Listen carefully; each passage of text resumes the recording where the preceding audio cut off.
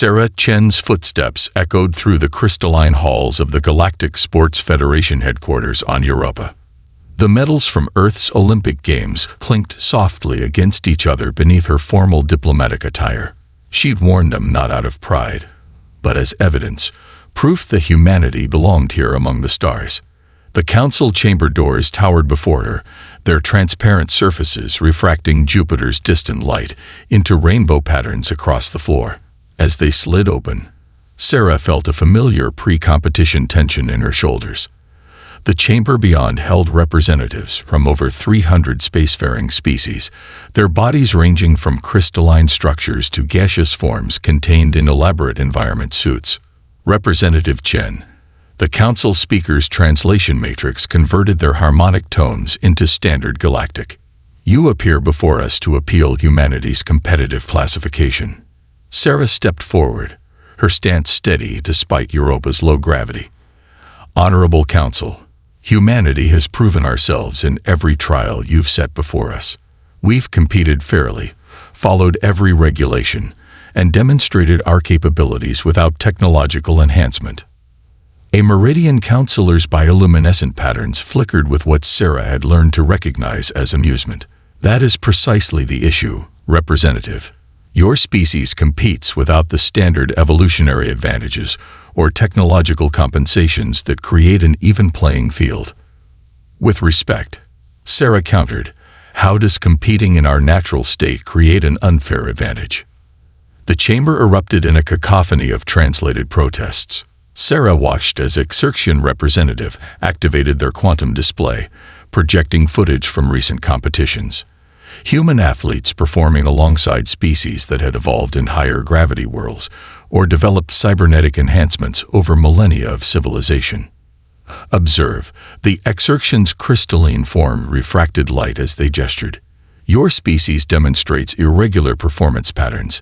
You exceed projected limitations, adapt mid-competition, and display what our analysts call spontaneous strategic evolution. This creates unstable competitive conditions. Sarah fought to keep her expression neutral. They weren't being banned for failing. They were being banned for succeeding in ways the galaxy couldn't predict or control. Furthermore, a gaseous entity pulsed from their containment field. Your species exhibits concerning levels of competitive intensity. Your athletes continue beyond reasonable cessation points, even risking physical harm to achieve victory. The evidence continued to mount as the council presented their case. Humans competing in vacuum environments without standard protective gear. Distance runners continuing past the point where other species' cybernetic systems recommended withdrawal. Gymnasts adapting their routines mid-performance to account for different gravitational conditions. Sarah watched as beside her, representatives from the Centaurian Alliance took their places among the competitive roster. Their bodies were more cybernetic than organic, the result of 50,000 years of technological evolution. They had not been banned. The Council's decision is final. The speaker's harmonics carried a note of finality. Until humanity develops appropriate technological standardization or evolves beyond their current biological instabilities, they are barred from all Galactic Sports Federation events. The chamber fell silent. Sarah felt the weight of centuries of human athletic achievement pressing down on her shoulders. From the first Olympic Games in ancient Greece to humanity's first interstellar competitions, they had always faced obstacles. But this was different. This wasn't about proving themselves. It was about being proven too unpredictable to control. She lifted her chin, meeting the gaze of each council member in turn. You've made your decision based on fear of what you don't understand. Humanity doesn't need technological enhancement to compete. We never have. And we'll prove it, with or without your approval. The chamber doors closed behind her with a final crystalline chime. Sarah pulled out her quantum communicator, her fingers already composing a message to Earth's underground athletic community. If the galaxy wouldn't let them compete officially, they'd create their own path to the stars. The games were about to change. The abandoned mining facility on Ceres groaned as artificial gravity cycled through its daily calibration. Sarah watched from the observation deck as 50 human athletes moved through their routines in the massive central chamber below. The space, once used for mineral extraction, now served as humanity's answer to their galactic exclusion. "They're calling it blood sport, you know," Marcus Rodriguez said, his weathered face reflecting in the reinforced plasteel viewport. The former Mars Colony boxing champion handed Sarah a tablet displaying various alien news feeds. "The Galactic Federation's trying to paint us as savages." Sarah scrolled through the reports, her jaw tightening. And yet their viewership numbers keep climbing. Look at these statistics. Underground broadcasts of human competitions are spreading across 3 spiral arms of the galaxy. Below, a group of gymnasts practiced their zero-gravity routines, their bodies tracing impossible patterns through space. They moved with a fluid grace that made the most advanced Centaurian cybernetic systems look clumsy by comparison. "We've got company again," Marcus nodded toward a shadowy corner of the observation deck. A tall, crystalline figure stood partially concealed behind a support column. "Third Exertion this week. They're getting bolder." Sarah had noticed them too. The Exertions, one of the oldest spacefaring races, had been sending observers to their underground competitions with increasing frequency. Their crystalline forms weren't built for stealth, but they tried nonetheless. The facility's alert system pulsed softly, indicating the arrival of another ship. "Speaking of bold," Sarah muttered, bringing up the external cameras. A sleek vessel bearing Meridian diplomatic markings was requesting permission to dock. "Should we turn them away?" Marcus reached for the security controls. Sarah caught his arm. "No, let them come. The more they see, the better." The afternoon's events unfolded like a carefully choreographed dance. In one chamber, distance runners pushed through a marathon in varying gravity conditions, their bodies adapting in real time to changes that would have required extensive recalibration in cybernetic systems. In another, swimmers navigated courses through liquid methane, their natural movements more efficient than any environmental suit. The Meridian diplomats arrived just in time to witness Jun Chen, Sarah's younger sister, attempt something never before seen in human or alien athletics. In a chamber designed to simulate the atmosphere of a gas giant, Jun performed a gymnastics routine that incorporated the violent air currents into her movements. Where other species relied on technology to fight such conditions, she flew with them, turning chaos into art. "Impossible," one of the Meridian observers whispered, their bioluminescence pulsing with disbelief. Her body should not be capable of processing these conditions. Sarah smiled. "That's humanity's secret. We don't process conditions, we adapt to them. Every human here has trained their body to respond to the unexpected. No programming required." The Exertion observer had emerged from their hiding place, drawn by the gathering crowd. Their crystalline surface reflected the performance in fractals of light and motion. "Your species continues to defy conventional analysis," they noted, their translated voice carrying an unfamiliar tone. Was it admiration? As June completed her routine, landing with impossible precision despite the turbulent atmosphere, the chamber erupted in applause, not just from humans, but from their alien observers as well. Sarah noticed several of them, attempting to transmit data despite the facility's communication dampeners. "They'll try to ban this too," Marcus warned, watching the alien observers with suspicion. "Let them try." Sarah's quantum communicator chimed with new registration requests from human athletes across the solar system. "We're not breaking any laws. We're just showing the galaxy what humanity can do without their rules and restrictions." The Exertion observer moved closer, their crystalline form catching the light.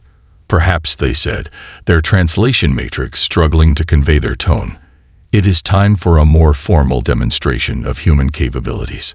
Sarah met their faceted gaze, recognizing the weight of opportunity in their words. The games weren't just changing.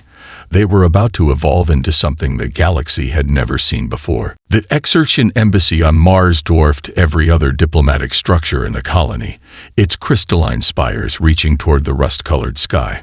Sarah stood in its grand atrium, surrounded by delegates from every major spacefaring race in the galaxy. The announcement had drawn them like moths to flame. Ambassador Ixal, their crystalline form refracting the artificial light into complex patterns, stood at the center of the gathering.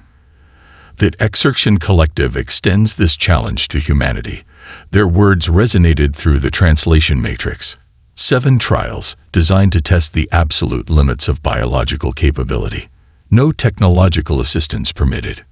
Sarah studied the holographic display showing the trial courses. Each one seemed more impossible than the last. Environments that would kill most species without protective equipment. Challenges that pushed beyond what even cybernetic systems could handle. The prize. Ixal continued, their facets gleaming, is a permanent seat on the Galactic Sports Federation Council, with full authority to reshape competitive regulations. They paused, letting the magnitude sink in. The consequence of failure is permanent exclusion from all galactic sporting events, official or otherwise. The assembly erupted in murmurs. Sarah felt the weight of countless alien eyes upon her. She recognized the trap within the challenge. Either humans would fail spectacularly, proving the Federation right, or they'd be forced to reveal every secret of their capabilities. June appeared at her side, still sweating from her training session. They designed these trials specifically to break us, she whispered, scrolling through the detailed specifications on her tablet. Look at the atmospheric composition in Trial 3. It's practically acid. They didn't design them to break us, Sarah replied, a slight smile playing at her lips. They designed them to break their own limitations. They just don't realize it yet. The first trial would take place in the methane lakes of Titan, requiring competitors to navigate through liquid that would freeze most species solid. The second would test endurance in the crushing gravity of a super-Earth colony world. Each subsequent trial increased in impossibility until the final challenge, a test of strength and skill in the corona of a dying star. Humanity has one standard month to prepare a team, Ixal announced. Choose wisely. The galaxy will be watching. As the assembly dispersed, Sarah noticed a Meridian diplomat exchanging data crystals with a Centaurian representative. The underground broadcasts of their Ceres facility had done exactly what she'd hoped, created interest in human capabilities across species lines. Marcus pushed through the crowd toward them, his expression grim. The Federation's already calling it a suicide mission. They're saying we'll kill ourselves trying to prove a point. Then they still don't understand us, Sarah said, already composing a message to their training facility. We're not trying to prove anything. We're showing them what's possible when you stop letting fear of failure limit your potential. June pulled up profiles of potential team members on her tablet. We'll need more than just physical capability for this. The environmental challenges alone require people who can think creatively under impossible conditions. That's exactly what they're counting on, Sarah replied, watching Ixal converse with other Exertion representatives. They think our adaptability is our weakness, that we'll try something unpredictable and fail spectacularly. But they've never seen what happens when humans have time to prepare for the unpredictable. As they left the embassy, the Martian sunset painted the crystalline structure in shades of deep red and gold. Sarah paused, looking back at the gathered diplomatic vessels. Among them, she spotted news crews from across the galaxy, their transmission arrays already deploying. 1 month, June said, her voice carrying the same pre-competition tension Sarah felt in her own bones. To do what they think is impossible. Sarah smiled, remembering every competition she'd ever faced, every limit she pushed past. They think these trials will prove them right about humanity. She started walking toward their transport, her stride confident. Instead, they're going to prove us right about the galaxy. The real challenge wasn't surviving the trials. It was showing the galaxy that their definition of possible needed to change. The ancient monastery in Nepal's Himalayas seemed an odd place to prepare for galactic competition, but Sarah knew better. At 5,000 meters above sea level, where the air thinned and temperatures plunged below freezing, human bodies learned to adapt. The team of 12 athletes she'd selected trained in conditions that would make even environmental suits struggle. June moved through her warm-up routine in the courtyard, her breath forming clouds in the pre-dawn air. Around her, other team members practiced their own disciplines. Swimmers in ice-cold mountain pools, runners on treacherous mountain paths, and strength athletes lifting loads in varying gravitational fields generated by portable units. Their surveillance drones are back, Marcus reported, checking the monastery's security feeds. 3 different species this time. They're getting creative with their cloaking technology. Sarah watched the feeds, noting the slight distortions in the air that betrayed the drone's presence. Let them watch. They still won't understand what they're seeing. The team's physiologist, Dr. Elena Santos, burst into the room, her tablet displaying readings that made her hands shake with excitement. "You need to see this," she said, pulling up biological scans of the athletes. "Their bodies aren't just adapting. They're evolving in real time." The data showed remarkable changes. Lungs increasing their efficiency in low oxygen environments. Muscle fibers restructuring to handle extreme pressure variations. Even cellular metabolism shifting to process different atmospheric compositions. "This is why they fear us," Sarah murmured, studying the scans. "We don't just endure, we transform." A commotion from the courtyard drew their attention. One of the younger athletes, Kaijon, had attempted a new training technique. He stood in a chamber filled with various atmospheric gases, his body moving through a complex sequence of movements, while adjusting to rapid pressure changes. The watching drones crowded closer, their cloaking fields interfering with each other as they fought for better viewing angles. Sarah smiled, knowing the footage would be spreading across galactic networks within hours. "They're saying it's impossible," Marcus said, checking the latest reports from off-world. "The Centaurians claim we must be using illegal biomods. The Meridians are demanding an investigation." June completed her routine and joined them, her body showing no signs of fatigue despite the extreme conditions. "They're scared because they can't replicate it. Their technology can't match what our bodies do naturally." Dr. Santos highlighted another section of data. "Look at their recovery times. In conditions that would require days of recalibration for cybernetic systems, they're adapting within hours, sometimes minutes." Sarah watched as Kai emerged from the chamber, his vitals displaying on nearby monitors. Despite exposure to atmospheres that should have been toxic, his body had already begun normalizing. "This is what the Xerxians wanted to see," she realized. "They're not testing our limits. They're studying our potential." A message flashed across their communications array. The Xerxian observer who had watched them on Ceres requesting permission to visit the facility. The request came with an unusual addendum. They wished to come alone, without the knowledge of their government. "It's a trap," Marcus warned immediately. "They're trying to find evidence of cheating before the trials." "No," Sarah said, remembering the way the Xerxian had watched June's performance. "They're trying to understand something their species lost long ago, the ability to adapt without technology." As if to emphasize her point, the morning sun crested the mountain peaks, illuminating the courtyard where the team continued their training. Human bodies moving with fluid grace through conditions that should have been impossible, achieving feats that defied galactic understanding. "Send them our coordinates," Sarah decided. "It's time they saw what humanity can really do when we push our limits." June grinned, already heading back to her training. "Should we give them a proper show?" Sarah watched as another athlete entered the atmospheric chamber, ready to push beyond what any species thought possible. "We'll show them something better," she said. "We'll show them the truth." Because in 1 week, the trials would begin, and the galaxy would learn that humanity's greatest strength wasn't in their ability to survive impossible conditions.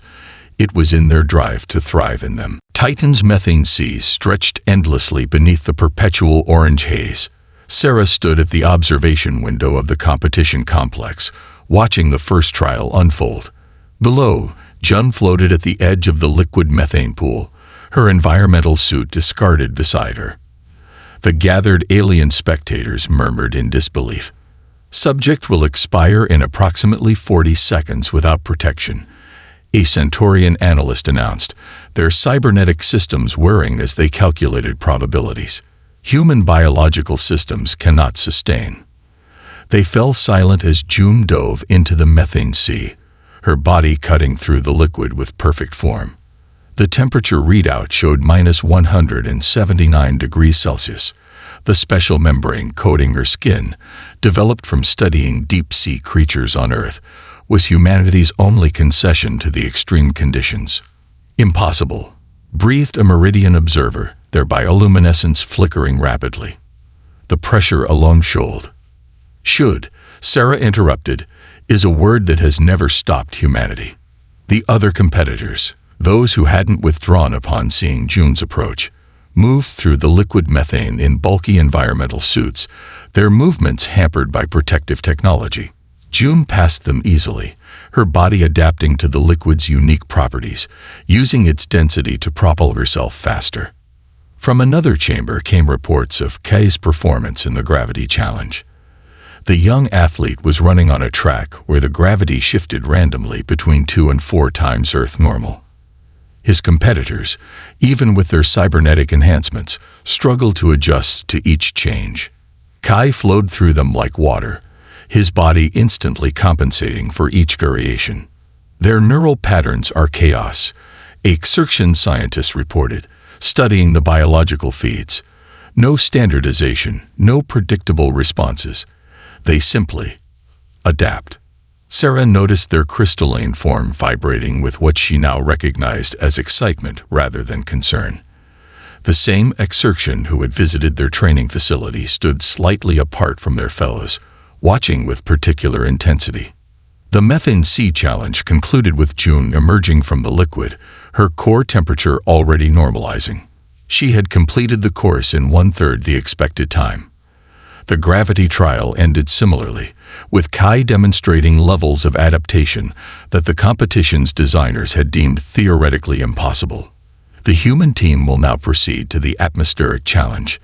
The announcement echoed through the complex. Warning: conditions rated lethal to unprotected biological entities. Elena stepped up to the chamber entrance, her background in high-altitude climbing evident in her confident stance. The chamber would simulate the upper atmosphere of a gas giant, with corrosive winds and rapidly changing pressure gradients. Their bodies should have been depleted by the previous trials, a Meridian scientist protested. These consecutive attempts violate all known recovery protocols. Sarah watched as Elena entered the chamber without hesitation. You're still thinking in terms of recovery. We don't wait to recover. We adapt as we go. The observation deck fell silent as Elena began her performance. Where other species fought against the atmospheric conditions, she moved with them, using the violent currents to aid her movements. Her body seemed to anticipate each pressure change, adjusting before the instruments could even register the variations. They're not just surviving, the visiting Xerxian observed quietly. They're creating new ways of moving, new ways of existing in these environments. Screens around the complex showed the galaxy's reaction to the trials. Betting odds shifted dramatically as humans continued to defy expectations. Underground competition footage from series was being shared alongside official broadcasts, showing that these performances weren't flukes. They were the natural evolution of human capability. 3 trials remain, Sarah announced to her team as they regrouped between challenges. June's skin had already lost its methane-touched blue tinge.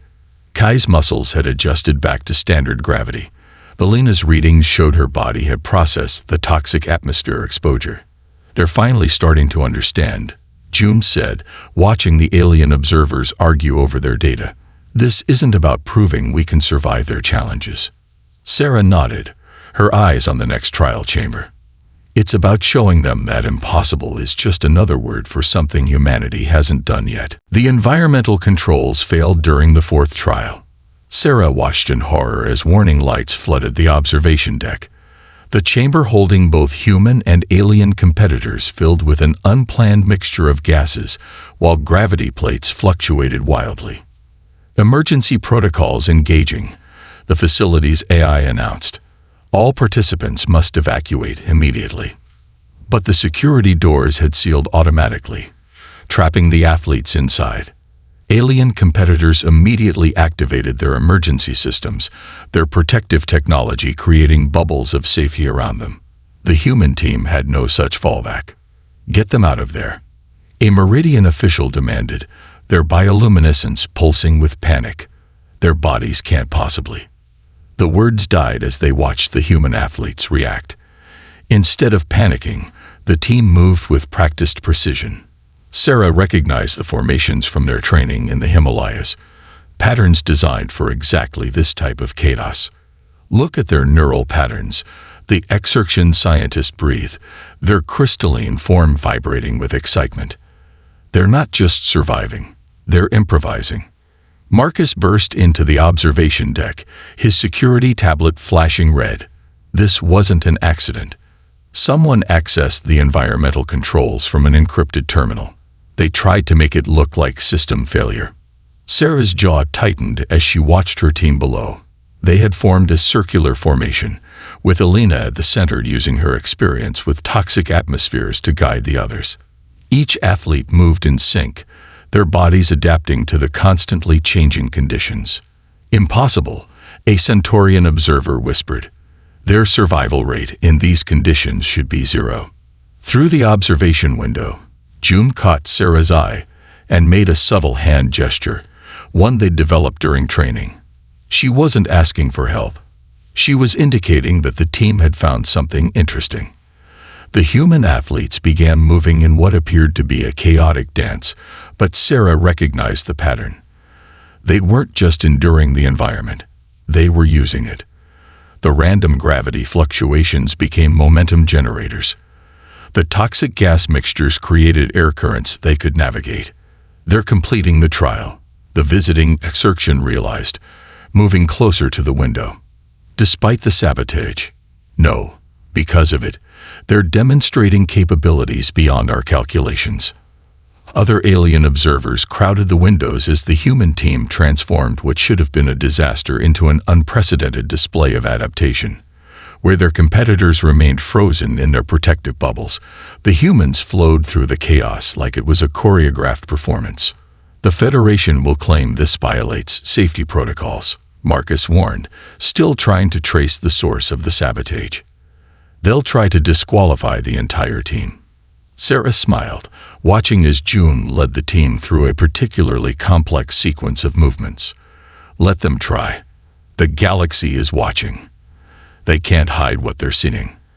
The emergency systems finally engaged, stabilizing the chamber environment. As the doors unsealed, medical teams rushed in, expecting to find injured or dying humans.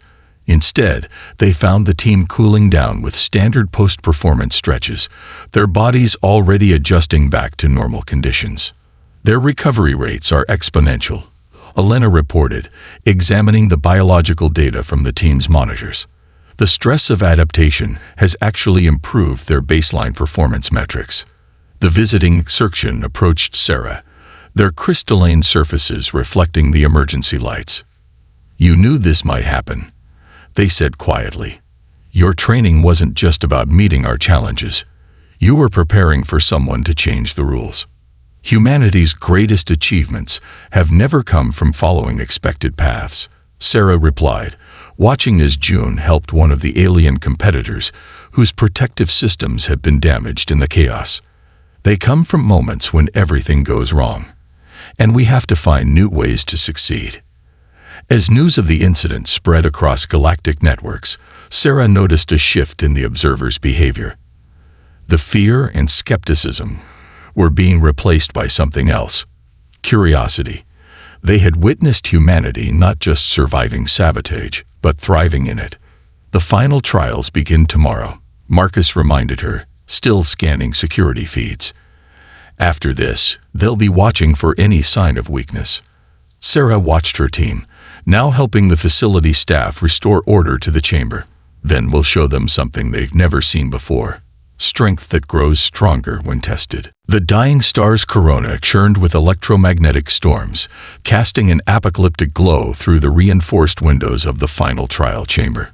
Sarah stood at the command center, surrounded by screens displaying radiation levels that made even the most hardened alien observers step back. "The human team has 3 minutes to complete the trial," announced the Ascension adjudicator. After that, even with protective measures, the radiation exposure becomes terminal.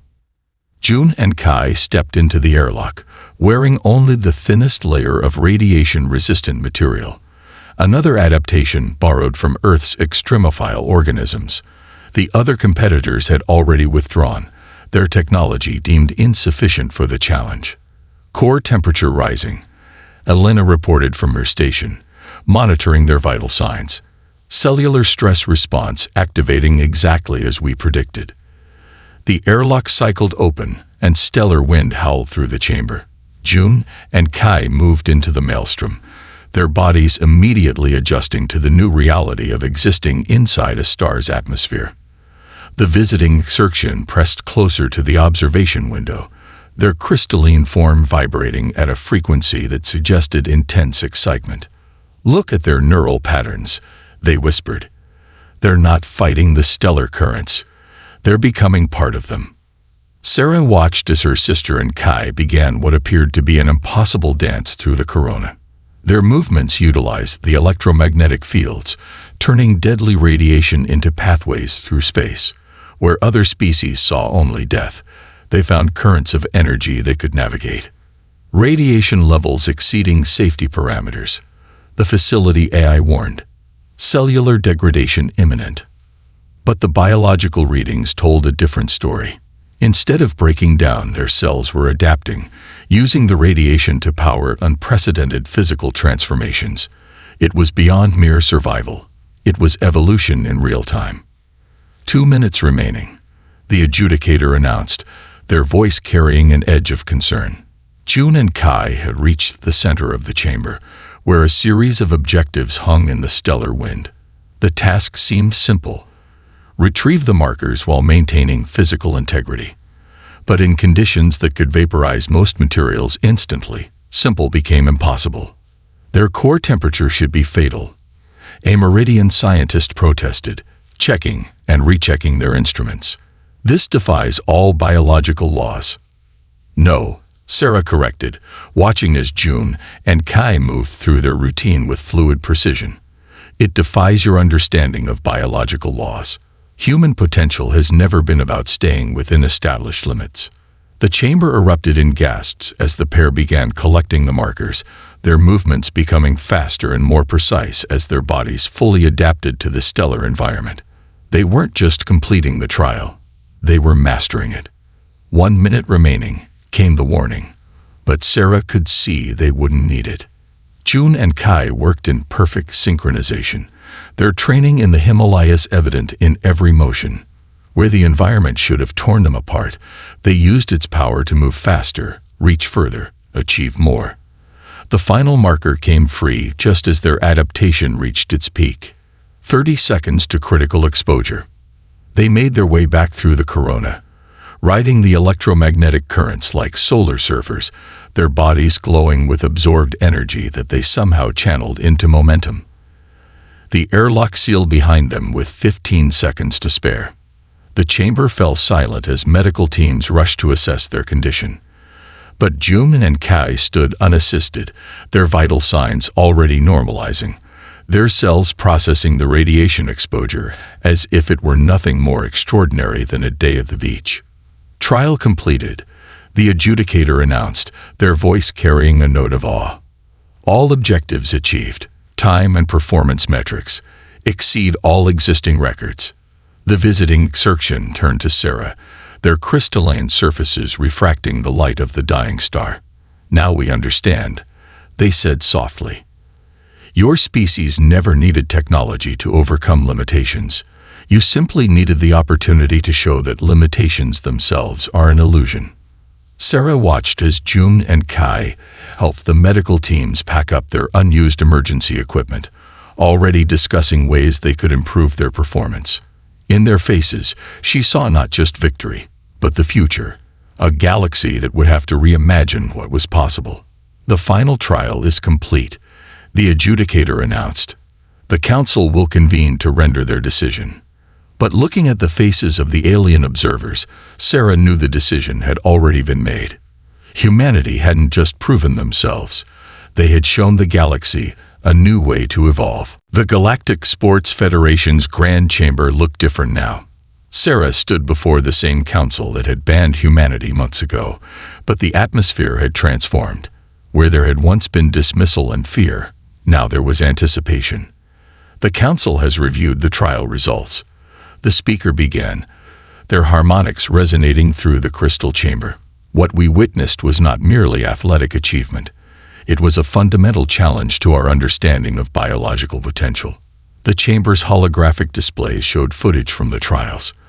Humans adapting to methane seas, toxic atmospheres, crushing gravity, and finally, the stellar corona itself. Each impossible feat played out before the assembled representatives of hundreds of spacefaring species. We created these trials believing they would demonstrate the necessity of technological advancement. The Exertion ambassador admitted, their crystalline form catching the light. Instead, humanity showed us something we had forgotten in our rush to evolve through artificial means. June sat beside Sarah, her presence a reminder of every boundary they'd pushed past. The other team members filled the human section of the chamber, their very existence a testament to possibilities the galaxy had deemed impossible. The Federation acknowledges, the speaker continued, that our previous assessment of human capabilities was not merely incorrect. It was based on fundamentally flawed assumptions about the nature of advancement itself. Sarah noticed the visiting Exertion who had witnessed their training standing apart from their fellows, their facets vibrating with what she now recognized as satisfaction. They had seen this coming from the first moment in the monastery. Therefore, by unanimous decision of the council, humanity is not only reinstated to full competition status, they are granted permanent seats on both the competition committee and the development council. The chamber erupted in a chaos of translated voices and bioluminescent displays. Sarah caught fragments of conversations about new competition categories, training exchanges, and research collaborations. But the speaker raised their appendages for silence. Humanity's contribution must go beyond mere participation. We ask that you help us redesign our understanding of competition itself. June leaned forward. You want us to teach you how to compete without technology? No. The visiting Exertion stepped forward, addressing the chamber. They want us to remember what we lost in our pursuit of perfect technological solutions, the ability to adapt, to evolve, to push beyond our perceived limits naturally. The speaker nodded. The trials revealed more than human capability. They showed us that in our race to overcome our biological limitations, we may have limited ourselves far more than nature ever did. Sarah stood, feeling the weight of the moment.